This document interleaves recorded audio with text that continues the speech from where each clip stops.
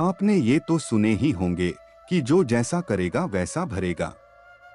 तो आइए एक छोटी सी कहानी के माध्यम से इसे जानें। एक गांव में एक जमींदार रहा करता था। उस गांव के लोग हर प्रकार से संतुष्ट रहा करते थे, लेकिन एक बात थी जिससे वह दिन रात परेशान रहते थे। दरअसल गांव का जो जमींदार था वह बहुत ज्यादा कंजूस और एक धोखेबाज इंसान था। वह गांव वालों के साथ धोखाधड़ी करता था। उसके परिवार वाले भी उसे ऐसा करने से रोकते थे, लेकिन वह किसी की भी बात नहीं सुनता था। गांव वाले उसे बद्दुआ भी दिया करते थे, लेकिन उसके कान पर कोई जू ही नहीं रेंगती थी, अर्थात वह धोखाधड़ी वाला काम जारी रखता था। उसे लोगों को कष्ट देने में आनंद आता था। एक बार की बात है जब गांव में शादियों की खूब रौनक थी। गांव में बहुत से घरों में शादियां थी। उन्हीं लोगों में एक श्याम नाम का आदमी रहता था। श्याम गरीब था, इसलिए उसको बेटी की शादी के लिए सहायता की बहुत जरूरत थी। वह मजबूर और असहाय था, इसलिए वह सहायता के मकसद से अमीर जमींदार के पास पहुंचा।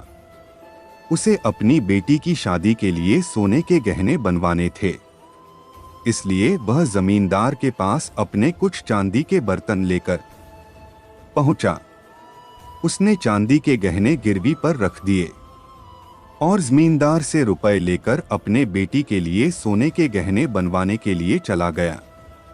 वह बहुत खुश था कि आखिरकार उसकी बेटी के लिए सोने के गहने बनने वाले थे। उस बेचारे श्याम ने खूब मेहनत की और खूब पैसे भी कमाए।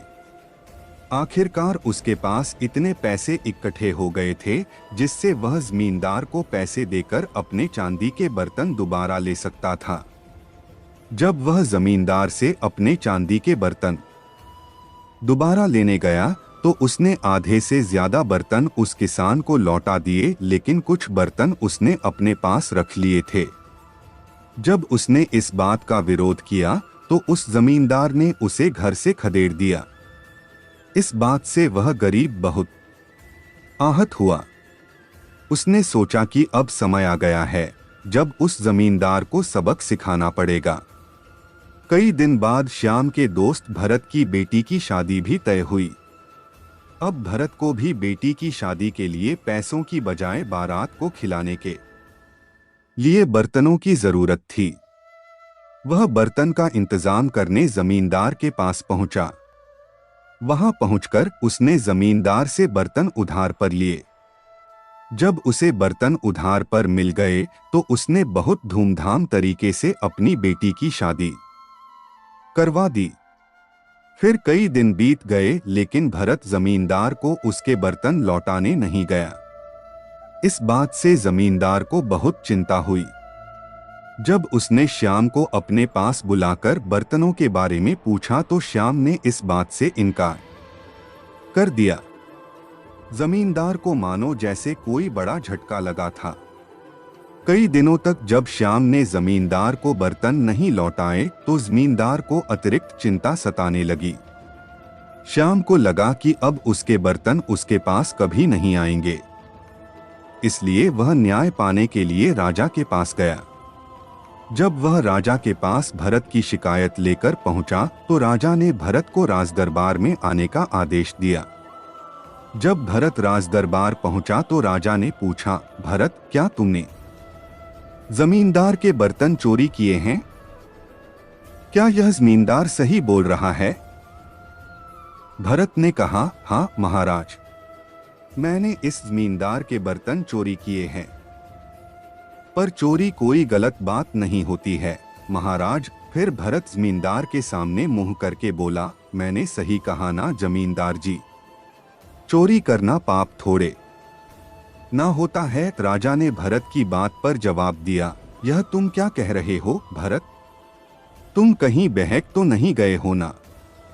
चोरी करना महापाप है। फिर भरत ने श्याम को आवाज लगाई।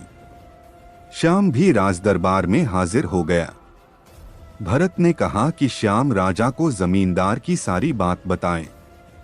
श्याम ने राजा से कहा, महाराज, इस जमींदार ने मेरे चांदी के कुछ बर्तन चुराए और जब मैं बर्तनों को लेने इसके घर पहुंचा तो इस जमींदार ने मुझे धक्का देकर घर से निकाल दिया। इसने केवल मेरे साथ ही धोखाधड़ी नहीं की बल्कि इस प्रकार की चोरी यह कई लोगों के साथ कर चुका है। श्याम ने भी कई और उसी की तरह गरीब लोगों को बुलाया जिनके साथ जमींदार ने धोखा किया था। अब राजा को सारी बात समझ में आ गई थी। राजा ने जमींदार को कहा, देखो जमींदार, हम तुम्हारी कुछ मदद नहीं कर सकते हैं। अब तुम जैसा करोगे वैसा भरोगे भी। और फिर उस जमींदार को कैदखाने में डाल दिया गया। इस कहानी से हमें यह सीख मिलती है कि हमें कभी भी किसी के साथ धोखाधड़ी नहीं करनी चाहिए। धोखे से किया गया काम कभी भी सफल नहीं होता।